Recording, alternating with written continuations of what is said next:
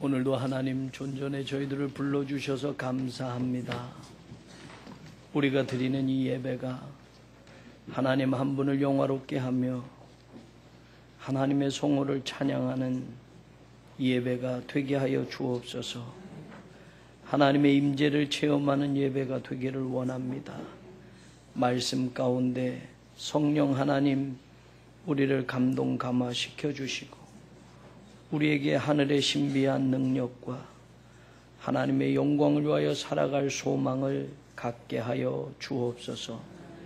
예수님 이름으로 기도 올리옵나이다. 아멘.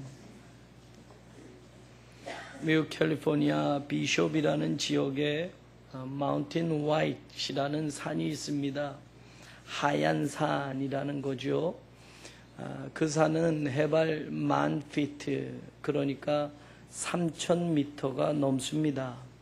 우리나라 백두산보다 더 높은 산입니다. 3,000에서 한 3,400m 해발 되는데 그 산에는 신기한 나무가 있습니다. 그 신기한 나무라는 건 놀라지 마세요.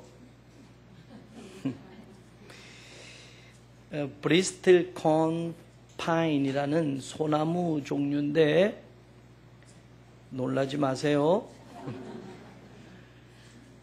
1957년에 에드먼트 슐만이라는 사람이 그 산에서 그 나무를 발견하고 이 나무의 연대를 측정했어요. 그런데 그 나무의 연대가 보통 4,700년. 역시 3부 성도님들은 달라요. 1부, 2부는 가만히 있으세요. 놀라지 말라서 그랬나? 나무의 수령이 4,700년이 됐어요. 반만 년. 그 가운데 가장 오래된 나무는 4,845년, 올해. 그래서 그 나무는 그 정상에서 뽑아서 인요 내셔널 파크로 옮겨다 심어놨어요. 미국 가시면 한번 보시기를 바랍니다. 4,800년, 4,700년 동안 나무가 자랐어요, 여러분. 이야, 예수님 오셨을 때 그때보다도 더 오래전에. 그러면 우리가 생각해 보는 거예요. 야, 나무가 이렇게 수천 년 동안 자라왔다라는 걸 보면 거기가 나무가 자라기 아주 최적의 조건이었나 보다. 물, 영양, 온도, 나무가 그렇게 잘 자랄 수 있도록 아주 최고 좋은 조건이었나 보다라고 생각할 수 있잖아요. 그런데 제가 아까 산 높이가 얼만큼 된다고요? 3,000m가 높아요. 3,000m가 높아요. 그러니까 여러분 그 산 정상의 기온이 어떻겠어요, 여러분? 기온차가 심해요. 캘리포니아 지역은 또 그렇고요. 여름 한 6주 동안은 한 25도씨 정도 온도를 가지고 있어요. 그리고 나머지는 다 추워요. 겨울철에는 영하 30도의 기온을 가지고 있어요. 산 정상의 풍속은 초속 90m의 바람이 불어요. 그러니까 여러분 온도 차이만 본다면 아주 온도 차이가 극심하고 기온차가 극심한 뿐만 아니라 바람이 심하게 부니까 여러분 나무가 자랄 수 있는 조건으로는 안 좋은 조건이에요. 그럼 물이 많을까? 캘리포니아 지역이 그렇지만 여러분 1년 강수량이 약 300ml 정도밖에 안 돼요. 그런데 그 300ml도 여름에 무슨 우기 뭐 이런 때가 아니라 대부분 겨울에 눈으로 내려져서 섭취되는 그런 물이에요. 그러니까 습기가 적어요. 습기가 적으니까 나무가 자라는 환경이 좋지 않지요. 물도 그렇게 풍족하지가 않는 거예요. 그럼 영양은 어떠냐? 땅이, 토질이 좋아서 잘 자라느냐? 석회암의 일종인 배구남이 있는 지역이에요. 그러니까 돌밭, 석회암, 영양분이 없는 땅이에요, 여러분. 그러니까 식물이 자라기 위해서 물이 공급되고 영양 있는 토질이 공급되고 온도가 좋아서 잘 자라면 좋겠는데 그 지역은 그런 지역이 아닌 거예요. 자랄 수 없는 환경, 적박한 땅이라는 거예요. 보세요, 화면을. 이렇게 생겼어요. 이렇게 생겼어요. 죽은 것 같잖아요. 또 보여주세요. 이렇게 생겼어요. 네. 또 보여주세요. 이렇게 생겼어요. 네. 겉으로 보면 고목 같아요. 죽은 것 같아요. 또 보여주세요. 눈이 올 때는 여러분 눈보라가 치고 이렇게 산 정상은 3m 이상 눈이 쌓여요. 겨울에는. 그러니까 나무가 자랄 수 없죠. 다 죽어버려야 돼요. 보여주세요. 이렇게 생겼어요. 이젠 요걸 그대로 놔두세요. 설교하는 동안. 이 나무를 보면서 제가 하는 설교를 생각을 하면서 한번 봤으면 좋겠어요. 이 나무의 이름을 1957년 슐만이 발견한 이후에 별명을 붙였어요. 메두셀라 트리라고, 무두셀라 나무라고. 성경에 여러분 969살을 산 무두셀라처럼 나무로 오래 산 이 나무의 이름을 무두셀라라고 이름을 붙였어요. 또 다른 이름 올드맨이라는 이름을 가지고 있어요. 무두셀라처럼 오래 살았다. 여러분 5,000년 가까운 세월을 살았으니까 그렇잖아요. 서두에 말씀드린 대로 좋은 조건에서 이 나무가 살아온 게 아니에요. 정말로 열악한 환경, 나무가 살아날 수 없는 척박한 환경에서 이 나무가 살아났다라는 거예요. 오늘 우리가 읽은 성경 말씀에 보면 데살로니가 교인들에게 바울이 그런 말을 하잖아요. 하나님의 복음을 너희에게 전하였노라 라고 말해요. 그냥 우리 쉽게 들어요. 제목도 하나님의 복음을 전하였노라 라고 하니까 하나님의 복음을 전하는 거지 라고 하지만 여러분 그 앞에 어떤 단어가 나오나요? 많은 싸움 중에 하나님의 복음을 전하는 게 쉬운 게 아니었겠구나를 알 수 있어요. 하나님의 복음을 전하기 위해선 싸움이 있었구나. 복음을 받아들이고 복음을 전하는 과정 속에 세상에서 복음을 전할 수 없도록 하는 어려운 문제들이 있었겠구나. 복음은 쉽게 전해지는 것이 아니구나.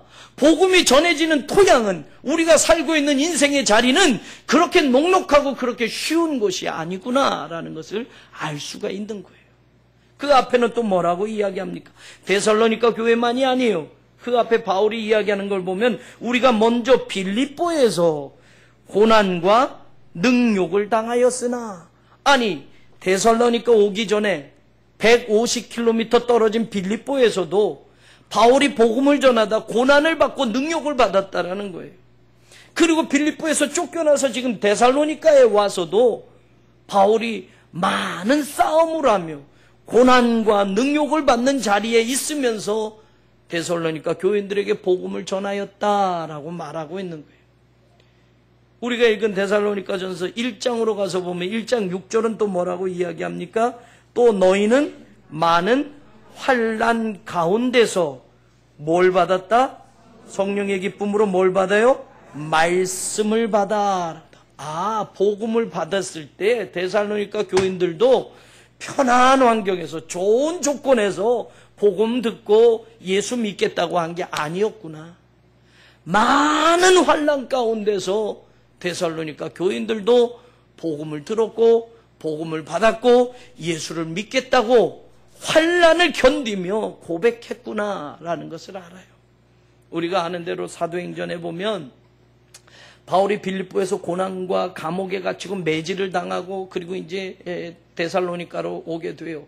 150km 떨어진 데살로니가와에서 바울이 2차 전도 여행에 3주간 복음을 전하게 됩니다. 3주간 복음을 전하는데 야손이라는 사람의 집에 기거를 하게 됐어요. 그런데 여러분 유태인들이 이걸 방해하기 위해서 저작거리에서 여러분 깡패를 동원하는 거예요. 사람을 사가지고 불량배들을 동원해서 성경에 보면 떼를 지어서 쳐들어왔다고 되어 있어요. 떼거리로 깡패들을 동원해가지고 야손의 집에 쳐들어와서 바울을 때리고 야손을 끄집어내고 그리고 그들을 법정에 세웠어요. 이들이 소란시키는 사람들이라. 그래서 바울은 밤에 이제 그 데살로니가를 떠나게 되었고 야손은 바울을 받아들였다라는 일 때문에 바울을 통해서 복음을 받아들였다는 때문에 감옥에 갇히고 나중에 보석금을 내고 야손과 복음을 받아들인 사람들이 풀려나게 됐어요. 그러니까 예를 들면 이런 어려운 가운데서 데살로니가 교회들이 예수를 믿겠다고 결심을 했고 환난과 고난과 핍박 가운데 복음을 받아들였다라는 이야기예요. 여러분, 복음은 바로 이렇습니다.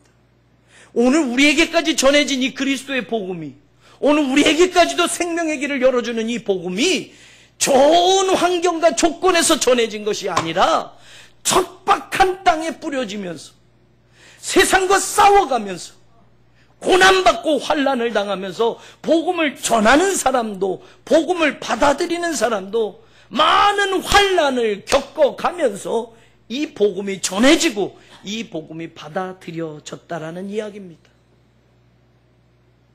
마치 이 무드셀라라는 나무가 좋은 환경, 좋은 조건에서 오랫동안 살아온 게 아니고 도저히 살 수 없는 환경과 조건에서도 그 생명력을 포기하지 않고 수천 년을 살아온 것처럼 복음도 꺼질 듯 세상의 거센 도전과 핍박과 환난을 받으면서 복음의 씨앗이 이 땅에 뿌려지며 오늘 우리들에게까지도 이 복음이 전해졌다라는 이야기예요. 우리나라에 복음이 들어왔을 그 당시만 해도 여러분, 복음을 전하는 선교사가 죽었어요. 복음을 받아들인 기독교인들이 많은 박해를 받고 어려움을 당하기도 했어요. 그만큼 복음을 전하였노라 라는 이 말이 쉬운 것이 아니었음을 우리는 알게 됩니다. 이 나무를 보고 너무 신기하잖아요. 어떻게 그런 조건에서 이 나무가 수천 년을 살아왔을까? 학자들이 여러분 방사성 탄소 동위원소 검사를 해서 그 수령을 밝혀낸 거예요. 그러니까 과학적으로 그 수명이 입증이 된 거예요. 동위원소 검사를 해서 수령이 4,700년 이상씩 됐구나라는 것을 알게 된 거예요. 그러면서 식물학자들이 연구를 했습니다. 그러면서 4개의 중요한 사실을, 이 나무가 살 수 있었던 사실을 결론을 내렸어요. 그 말씀이, 그 이야기가 오늘 말씀과 함께 생각해 볼 말씀이에요. 첫 번째, 학자들은 이 나무가 이렇게 악조건에서도 살아날 수 있었던 것, 수천 년을 생명을 유지할 수 있었던 첫 번째는 slow growth라는 거예요. 천천히 자랐다라는 거예요. 비근한 예로 이 나무는 말입니다, 100년 동안 이 나무의 둘레가 3cm 커졌어요. 학자들이 연구한 바에 의하면 이 나무의 둘레가, 여러분, 나무가 오래될수록 굵어지고 나이테가 점점 늘어나면서 나무의 수령을 알잖아요. 그런데 이 나무는 100년 동안 3cm 둘레가 커진 거예요. 100년을 재봐야 3cm라면 여러분, 이게 성장이라고 할 수 있겠어요? 천천히 눈에 보이지 않을 그 모습으로 조금씩 자라났다는, 그게 살아날 수 있는 비결이었다라는 거예요. 우리는 천천히에 익숙하지 않아요. 빨리에 익숙해 있어요. 한국교회도 마찬가지입니다, 여러분. 1970년대 이전에 한국교회 대형교회라는 것은 존재하지 않았어요. 없었어요, 여러분. 그런데 70년도, 80년도, 90년도 한국의 경제성장과 맞물려서 한국교회도 급속도로 성장했어요. 한때는 한국교회 4분의 1이 기독교인 인구라고 자랑할 만큼 1000만 명, 1200만 명을 이야기하지만 이제 한국교회 1000만 명, 1200만 명이라는 소리는 쑥 들어갔어요. 800만 명 될까? 뭐 이런 이야기. 한국교회 성장도 급속도로 성장했지만 이제는 성장이 둔화됐다. 아니, 오히려 성장이 이제는 감소세다라는 말을 하고 있어요. 천천히 성장한다 라는 것이 이 나무의 생명의 비결이었다라는 것이 오늘 복음과 무슨 상관이 있느냐라는. 여러분, 베드로후서 3장 9절에 보면 이렇게 말합니다.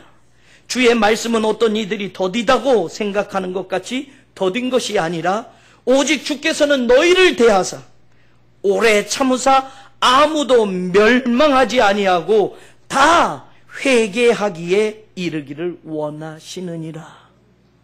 이게 복음이에요, 여러분. 우리 생각 같으면 이미 2000년 전에 십자가를 통해서 구원의 길을 열어주셨으면 벌써 끝이 나도, 벌써 주님이 오셔도 오셔야만 될 터인데 아직까지 주님이 오시지 않아요. 어떤 이들은 이거 거짓말 아니야, 이거 거짓말 아니야, 이렇게 늦는 게 왜일까? 어떤 이들은 더디다 늦다 라고 이야기하지만 주님께서는 더딘 게 아니라는 거예요. 주님께서는 참고 계신다라는 거예요. 한 영혼이라도 주님 앞으로 돌아오기 위해서, 한 영혼이라도 하나님 앞에 회개하는 심령이 되어서 생명의 길을 찾게 하기 위해서 하나님은 참으셔서 2000년이 지난 지금까지도 하나님의 인내하심을 복음을 통해서 우리가 깨닫기를 원하신다라는 거예요. 그러니 복음을 전하는 사람들도 인내하지 않으면 안 됩니다. 복음을 전하는 교회도 참지 않으면 안 됩니다. 복음을 전하는 교회도 환난 속에서도 담대하게 전해야 돼요. 그래서 환난은 인내는 연단은 소망을 이루느니라라고 말합니다.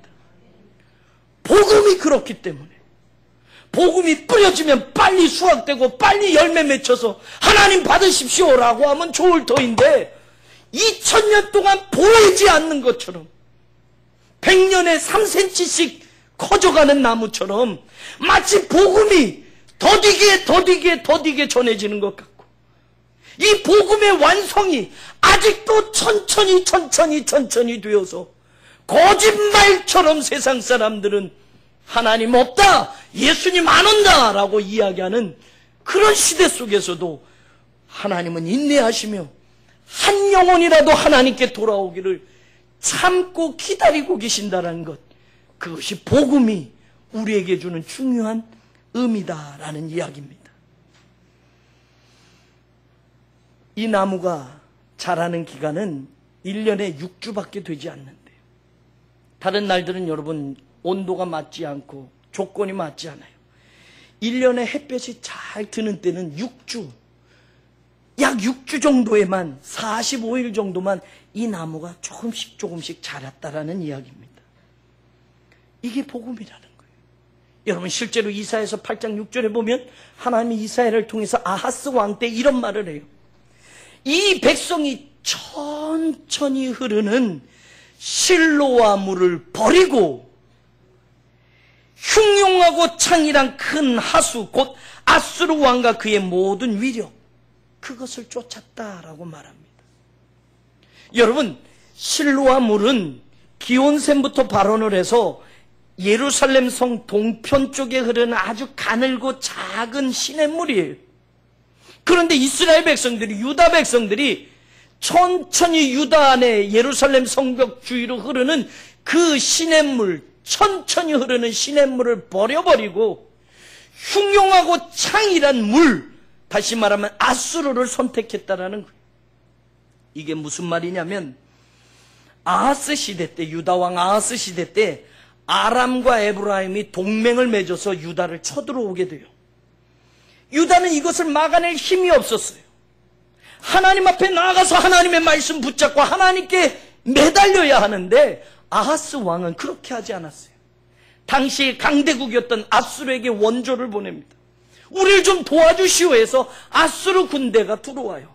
그래서 아람의 동맹군을 부숴버립니다. 그런데 문제는 그것으로 끝나지 않아요. 이 아수르 군단은 유다까지 쳐들어오는 겁니다. 하나님께서 하신 말씀이 이사야를 통해서 그 말이에요. 너희들이 천천히 흐르는 시냇물, 보잘것없는 것 같고 아무런 대답이 없는 것 같은 하나님의 역사를 붙들지 않고 당장의 조건을 따져서 크고 흉용한 물과 같은 큰 하수 같은 아수르를 선택했는데 그 아수르가 결국 너희들을 침몰시킬 거다라고 말을 해요. 그래서 여러분 유다가 바벨론에게 멸망을 당하지만 그 전에 아수르에게 아하스 왕 때 큰 피해를 입게 돼요. 하나님은 오늘도 마찬가지입니다. 천천히 흐르는 실로와 물이라도 하나님의 말씀을 믿고 기다리는 백성들에게 하나님은 역사하신다라는 것을 복음을 통해서 분명히 깨우쳐주고 있습니다. 저는 우리 교회가 바로 이 복음을 붙들고 주님의 일을 감당하는 교회가 되기를 원합니다. 당장 빨리 보여지는 것, 이것이 복음이 아니라 보여지지는 않는 것처럼, 전혀 자라나는 것 같지는 않는 것처럼, 하나님의 역사가 어디 있느냐라고 하는 것처럼 희미하게 보이지만 하나님의 역사는 그렇게 분명히 우리 가운데 나타나질 것이라는 것, 그것을 믿고 천천히 흐르는 실로아 물을 버리지 않고 말씀 앞에 서 있는 복음의 사람들을 오늘도 하나님이 부르신다라는 것을 믿으시기를 원합니다. 식물학자들이 이 나무를 보면서 또 연구를 한 게 그 두 번째 이유가 그겁니다. 어떻게 그 악조건에서 이 나무가 수천 년을 살아갈 수 있었느냐? 두 번째는 뿌리라는 거예요. Deep and extensive roots. 뿌리가 깊다라는 얘기예요. 뿌리가 아주 넓게 들여져 있었다라는 이야기예요. 그것이 이 나무가 수천 년을 살아올 수 있었던 생명력이었다라는 것을 두 번째 학자들이 결론을 내렸습니다. 여러분, 나무에게 뿌리는 정말 중요합니다. 그런데 여러분, 복음도 마찬가지예요. 복음에도 뿌리가 중요하다는 것을 오늘 우리는 깨달아야만 합니다. 제가 좋아하는 시인이기도 하고 작가이기도 하고 목사님이기도 하는 우리 감리교 목사님 이현주 목사님이 예전에도 소개해드렸어요. 뿌리가 나무에게라는 시를 쓰셨어요. 시인이 뿌리의 입장에서 뿌리의 생각을 가지고 나무에게 말하는 거예요. 한번 들어보세요. 네가 어린 싹으로 터서 땅속 어둠을 뚫고 태양을 향해 마침내 위로 오를 때 나는 오직 아래로 눈 먼 손 뻗어 어둠 헤치며 내려만 갔다. 네가 줄기로 솟아 봄날 푸른 잎을 낼 때 나는 여전히 아래로, 더욱 아래로 막힌 어둠을 더듬었다. 네가 드디어 꽃을 피우고 춤추는 나비, 벌과 삶을 희롱할 때에도 나는 거대한 바위와 맞서 몸살을 하며 보이지 않는 눈으로 바늘끝 같은 틈을 찾아야 했다. 어느 날 네가 사나운 비바람 맞으며 가지가 찢어지고 뒤틀려 신음할 때 나는 너를 위하여 오직 안타까운 마음일 뿐이었으나 나는 믿었다. 내가 이 어둠을 온몸으로 부둥켜 안고 있는 한 너는 쓰러지지 않으리라고. 모든 시련이 사라지고 가을이 되어 네가 탐스런 열매를 가지마다 맺을 때 나는 더 많은 물을 얻기 위하여 다시 아래로 내려가야만 했다. 잎 지고 열매 떨구고 네가 겨울의 휴식에 잠길 때에도 나는 흙에 묻혀 가쁘게 숨을 쉬었다. 봄이 오면 너는 다시 영광을 누리리니 나는 잊어도 좋다. 어둠처럼 까맣게 잊어도 좋다. 여러분, 나무가 땅 위로 자라면서 무성한 잎을 내고 열매를 주렁주렁 맺히며 화려하게 성장할 때에 땅 밑에 뿌리는 어둠 속에서 더 깊게 바늘 틈만한 틈이라도 손을 뻗어서 그 뿌리가 더 아래로 내려갔다라는 거예요. 바람 불고 가지가 찢겨지고 어려움을 당할 때에도 뿌리는 더 단단히 어둠을 붙잡고 그 컴컴한 땅 속에서 나무를 지탱해 줬다라는 거예요. 복음도 마찬가지입니다, 여러분. 오늘 우리가 믿는 이 복음, 오늘 우리에게 전해진 이 복음도 뿌리가 얼마나 중요한지 우리는 깨달아야만 합니다. 누가복음 8장에 예수님이 씨 뿌리는 자의 비유를 이야기하며 이런 말을 하지 않습니까? 말씀을 들을 때에 기쁨으로 받으나 뿌리가 없어 잠깐 믿다가 시련을 당할 때에 배반하는 자요. 말씀을 들을 땐 기쁩니다. 좋습니다. 아, 참 중요한 말씀이구나. 그렇습니다. 그런데 말씀의 뿌리가 내려지지 않아서 복음의 뿌리가 깊게 들여지지 않아서 잠깐 믿다가 인생의 시련이 오고 인생의 걱정이 오고 인생의 큰 바람이 불면 배반하는 자가 된다는 거예요. 복음을 포기하는 자가 된다는 거예요. 예수 그리스도를 놓는 자가 된다는 이야기.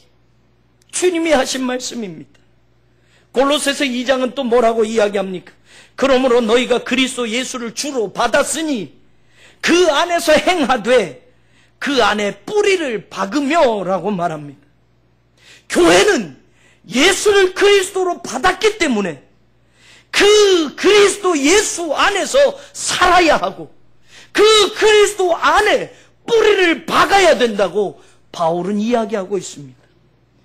교회는 그리스도 안에 뿌리를 박아야 하고 교회는 그리스도와 함께 일해야 된다라는 이야기입니다.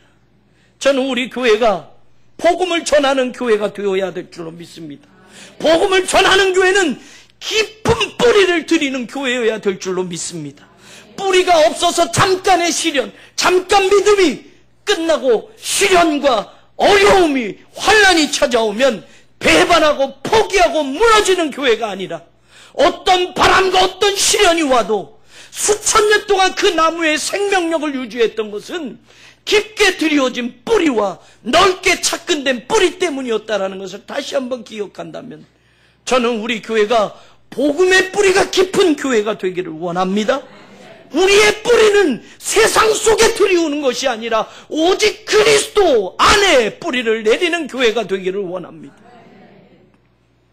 여러분, 교회도 그리스도 말고 세상 것에 뿌리를 내리는 경우가 있어요. 새성전 건축을 하지만 여러분, 돈만 있으면 크게 짓고 돈만 있으면 화려하게 지을 것 같아요. 여의도에 가보니 못 보던 빌딩이 얼마나 많은지 몰라요. 얼마나 높은 빌딩이 있는지 몰라요. 여러분, 돈만 있으면 더 높이 빌딩을 올릴 수 있어요. 교회도 그렇게 생각할 수 있어요. 그러나 여러분, 그 건물은 그리스도 안에 뿌리를 내리지 않는 그 교회는 반드시 무너지게 되어 있습니다. 비가 오고 창수가 나면 반석 위에 세워지지 않은 교회는 반드시 모래성처럼 무너진다라고 성경은 이야기하고 있습니다. 성도들의 믿음도 마찬가지. 복음을 받고 복음의 뿌리를 내리지 않으면 환난이 오고 재리와 인간의 어떤 어려움이 찾아오게 되면 뿌리째 뽑혀져서 포기하는 인생이 될 수밖에 없다고 성경은 이야기합니다. 저는 뿌리 깊은 교회, 복음의 뿌리가 깊게 들여진 교회, 그 복음의 뿌리가 그리스도 안에 단단히 박혀져 있는 교회가 우리 교회가 되기를 주의 이름으로 축원합니다. 믿음으로 말미암아 그리스도께서 너희 마음에 계시게 하시옵고 너희가 사랑 가운데서 뿌리가 박히고 터가 굳어져서라고 에베소 교인들에게 바울이 이야기한 것처럼 깊은 뿌리를 들이는 복음적인 교회가 되기를 주의 이름으로 축원합니다. 식물학자들이 이 나무를 연구하면서 세 번째, 그 긴 세월 동안 악조건에서 어떻게 생명력을 유지할 수 있었느냐? Disease resistance. 해로운 병충해, 그거에 대한 저항력이 이 나무에 있었다라는 거예요.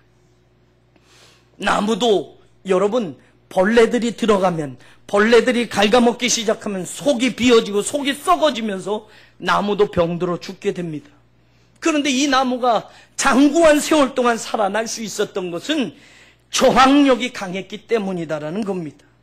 다시 말하면 여러분, 수분이 적으니까 나무의 겉껍질이 얼마나 딱딱한지 감히 벌레가 그것을 파고 들어갈 수 없을 만큼 견고했다라는 거예요. 단단했다라는 거예요. 틈이 없었다라는 거예요. 복음도 마찬가지입니다. 여러분, 우리 인생의 몸도 말이에요. 내 속에 면역력이 약해지면 작은 바이러스 하나 들어와도 내 몸이 다 부서지고 맙니다.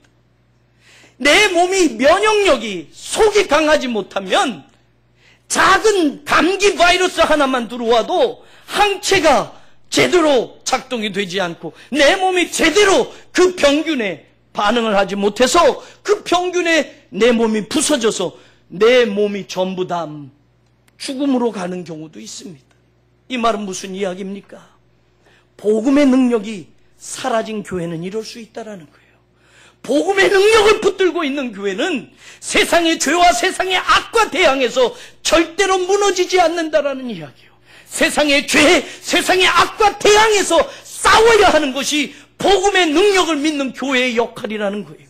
저는 교회가 아무리 거대해져도, 아무리 큰 건물이어도 이 복음의 능력이 사라져버리면 작은 병충에 들어가도 무너지고 만다라는 것을 기억할 수 있기를 원합니다. 아무리 큰 나무도 작은 벌레 하나가 갉아먹기 시작하면 썩어지고 무너져서 죽는 것처럼 교회도 복음의 능력을 잃어버리면 일이 될 수 있다는 것을 기억하시기를 원합니다.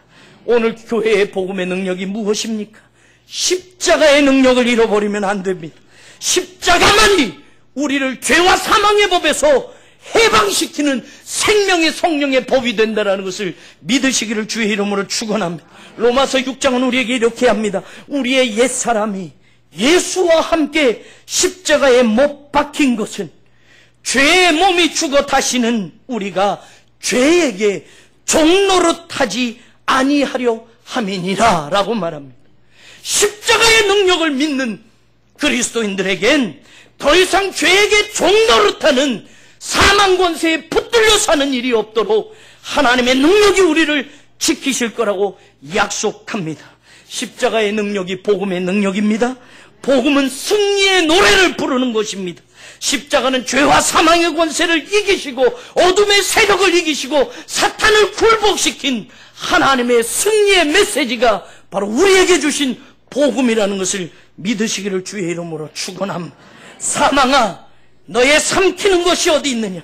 사망아, 너의 쏘는 것이 어디 있느냐? 사망이 쏘는 것은 죄요, 죄의 권능은 율법이라. 우리 주 예수 그리스도로 말미암아 우리에게 승리를 주시는 하나님께 감사하노니 라고 바울은 이야기하고 있습니다. 사망이 우리를 더 이상 이기지 못하게 하고 사망까지도 승리하게 만드는 우리에게 최후 승리를 약속해 주시는 예수 그리스도의 십자가의 복음이, 그 능력이 우리 교회의 모습이 되게 하시고 우리 교회가 붙드는 십자가가 되게 하시기를 간절히 축원합니다. 데살로니가전서 1장 5절에도 우리 복음이 너희에게 말로만 이른 것이 아니라 또한 능력과 성령과 큰 확신으로 된 것임이라 라고 분명히 말씀합니다. 말 잘해서 복음이 전해지는 게 아니라는 거예요. 말 잘해서 사람들이 교회 나오는 게 아니라는 거예요. 말 잘해서 예수 믿는 사람들이 늘어나는 것이 아니라는 거예요. 복음은 능력이 있어야 하고 복음은 성령의 역사가 있어야 하고 복음은 전하는 이들의 확신과 함께 전해져야만 역사한다라는 것을 우리에게 가르치는 겁니다. 왜입니까? 세상은 여전히 복음을 상대하려 하고 세상은 여전히 복음을 회방하려 하고 세상의 죄와 더러운 악은 복음을 막고 서 있기 때문에 십자가의 능력의 복음으로 오늘 우리가 어떤 세대이든지 어떤 세상이든지 전진하며 나아가야 할 믿음의 굳게 선 하나님의 백성들이 되어야 할 줄로 믿습니다. 오늘 말씀 통해 다시 한번 기억하는 복음의 마지막 모습을, 식물학자들이 이 나무를 연구하며 마지막 수천 년 동안 살아갈 수 있었던 그 비결, 그 이유가 무엇이었느냐? small size라는 거였습니다. 작은 크기로 생명을 이어갔기 때문이라는 거예요. 이 말은 다시 말하면 여러분, 덩치가 작고 나무가 작게 자랐다는 뜻이 아닙니다. 이 나무는 생명을 유지하기 위해서 한정된 가지만 성장해 왔다라는 거예요. 보통 뿌리로부터 양분을 흡수하고 뿌리로부터 물을 흡수하면 모든 가지와 모든 이파리에 여러분 다 수분과 양분을 다 공급해 줘야 돼요. 그런데 이 나무는 그렇게 하지 않았다는 거예요. 가지가 있어도 한정된 가지에게만 생명을 이어가도록 성장하도록 했다라는 겁니다. 다시 말하면 가지가 있어도 어떤 가지는 죽어간다라는 이야기예요. 어떤 가지는, 최소한의 가지는, 한정된 가지는 생명을 공급받아 성장해 왔다라는 거예요. 이 말은 여러분 다시 한번 이렇게 들으면 돼요. 나무가 이 겉모습을 보셔도 알겠지만 바깥쪽 껍질은 다 죽어갑니다.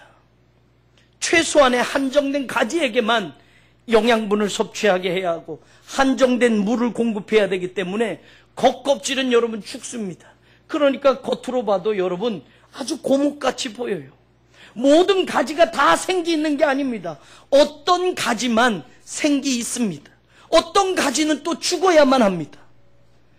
한정된 가지에게만 성장했던 그 이유가 이 나무가 자라온 비결이었다라는 거예요.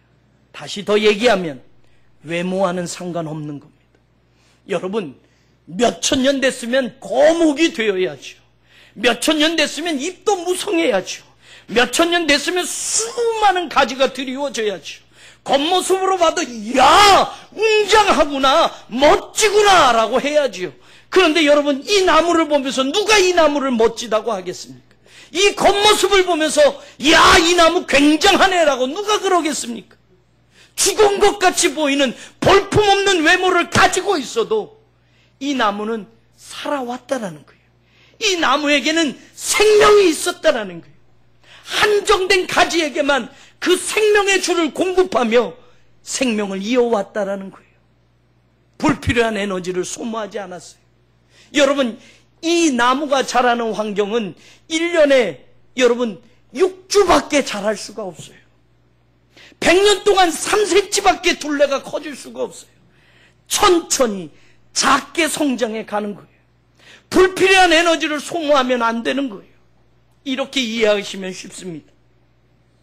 겨울잠을 자는 동물들은 여러분 겨울엔 잠을 자요. 그래서 미리 음식을 많이 먹고 동면에 들어가요. 하이버네이팅을 해요. 그러면 여러분 그 음식으로 나타나는 에너지는 잠을 자는 데만 쓰는 거예요. 그런데 동물이 잠을 안 자고 겨울에 돌아다닌다고 한번 생각해 보세요. 겨울은 눈이 덮이고 열매도 없으니까 먹을 게 없어요. 그런데 여러분 잠을 안 자고 막 돌아다닌다고 생각해봐요. 어느 순간 겨우 음식을 얻어서 먹이를 먹었다고 생각해봐요. 풍족하지 않아요. 그러니까 불필요하게 겨울철에 여기저기 다니다 보면 에너지를 소모하게 돼요. 그러면 나중엔 겨울을 못 나고 굶어 죽을 수밖에 없어요. 그러니까 생존이에요. 겨울에는 돌아다녀봤자 에너지를 소모해봤자 먹이를 얻을 수 없으니까 겨울에는 미리 배불리 먹고 최소한의 에너지만 소모하는 잠을 자는 거예요. 그 양식은 잠을 자는 동안만에 쓰는 에너지로 쓰는 거예요. 그리고 봄이 되면 긴 겨울잠에서 깨서 이제 마음껏 먹이를 먹고 다시 또 사는 거예요. 이 식물도 마찬가지예요, 여러분. 모든 영양분을 모든 나뭇가지에 다 주고 모든 이파리에 다 줘버리면 이 나무는 수천 년을 살지 못합니다. 물도 한정되어 있고 양분도 없고 기온 차이도 엄청나게 심한 그 땅에서 이 나무는 살 수가 없는 거예요. 한정된 가지만 살리고 나머지는 죽는 거예요. 겉으로는 볼품없지만 저 속에는 그래도 생명이 있는 거예요. 복음이 바로 이렇습니다, 여러분. 복음은 화려하지 않습니다. 복음은 겉으로 봤을 때는 모양도 없습니다. 복음이 겉으로 봤을 때는 이것이 우리를 구원할 수 있는 생명이겠는가? 세상 사람들은 꺼립니다. 바울이 이야기하는 것처럼 그렇습니다. 유태인에게는 거리끼는 것이요 헬라인에게는 미련한 것이 바로 복음이었어요, 여러분. 지식을 자랑하는 헬라인들에게는 그리스도의 복음이 미련한 것처럼 들립니다. 기독교인들을 박해하는 예수 그리스도를 십자가에 죽이며 메시아인 것을 부정했던 유태인들에게는 복음은 거리끼는 것이었어요. 왜 그렇습니까? 그럴 수밖에 없었어요. 이사야서 53장 2절에 바로 예수님에 대해서 이렇게 말합니다. 그는 주 앞에서 자라나기를 연한 순 같고 마른 땅에서 나온 뿌리 같아서 고운 모양도 없고 풍채도 없은즉 우리가 보기에 흠모할 만한 아름다운 것이 없도다. 이 모습이 예수 그리스도의 모습이었어요, 여러분. 고운 모양도 없고 풍채도 없고 사람이 봐서 흠모할 만한 어떤 것도 아름다운 것도 없었던 분, 그분이 예수 그리스도셨어요. 여러분, 겉모습으로 봤을 때는 당시에 비천한 신분인 목수의 아들로 태어난 그 예수님을 누가 보고 저분이 메시아라고 할 수 있겠습니까? 육신의 눈으로 보고 화려하지 않은 볼품없는 가난한 집안에 태어난 저 예수를 누가 구세주라고 고백할 수 있겠습니까?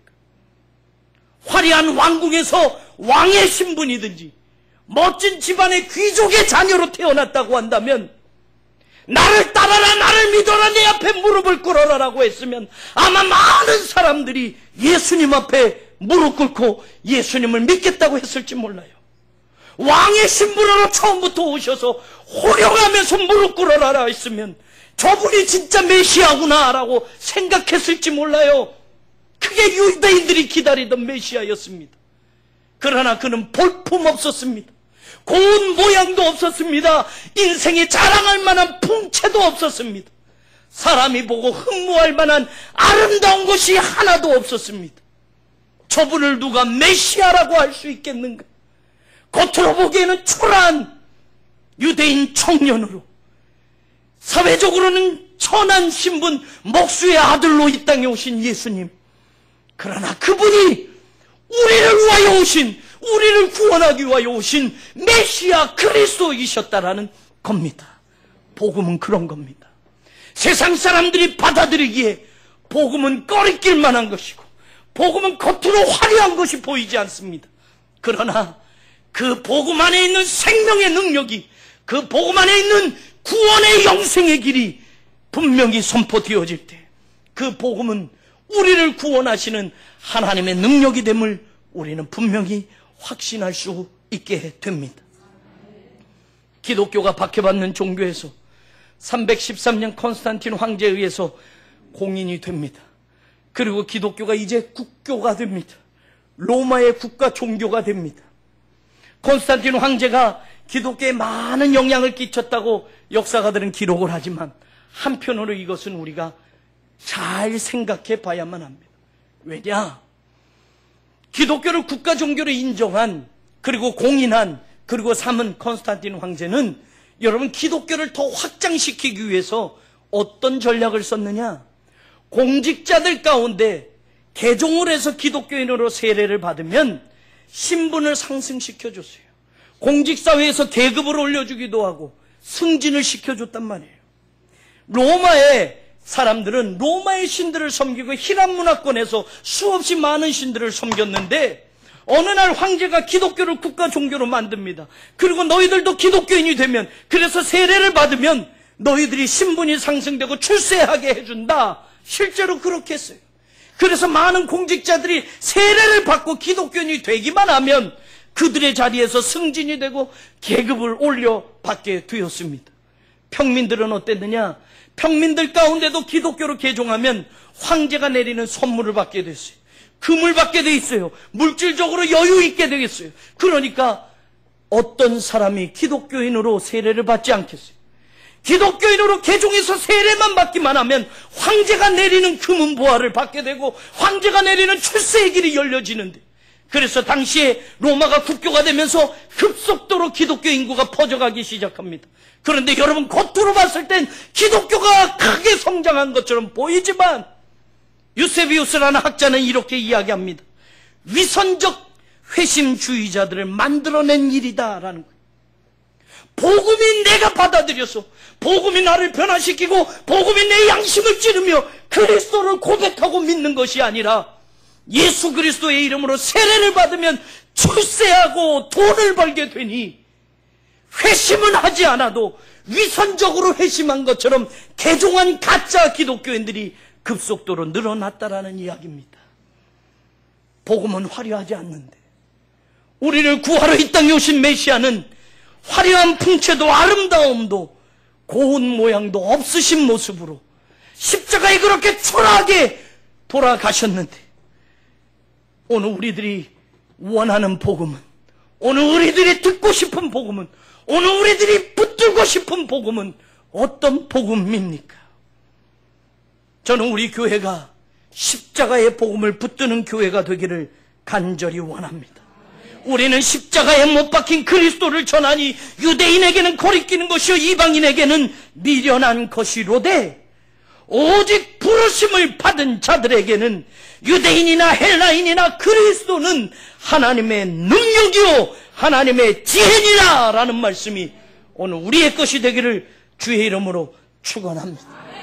예수 그리스도가 유일한 구원의 길이 아니라면, 그분이 더 웨이가 아니라면, 이 종교 저 종교에도 있는 구원의 하나라면, 세상 속에서도 쉽게 찾을 수 있는 구원의 하나인 웨이라면 세상과 타협해야지요.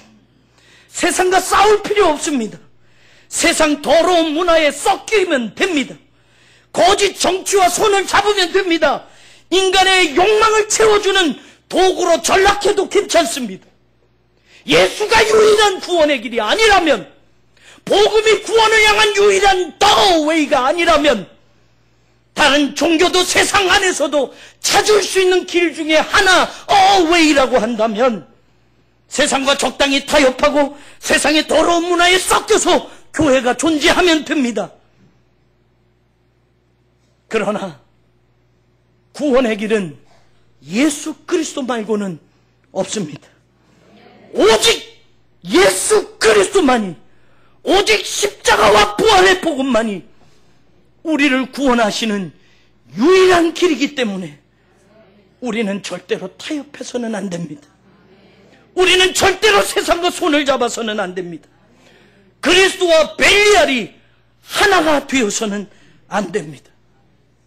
좌우의 날선 어떤 검보다 예리한 것이 하나님의 말씀이요 복음인데, 그 복음이 전해지면 우리의 혼과 영과 관절과 골수를 쪼개는 능력이 있는데, 기독교는 어느새 그 날카로운 복음의 칼을 무디게 만들어서 어떤 영혼도 뵐 수 없는 사람들의 입맛에 맞추는 복음을 전하고 있습니다.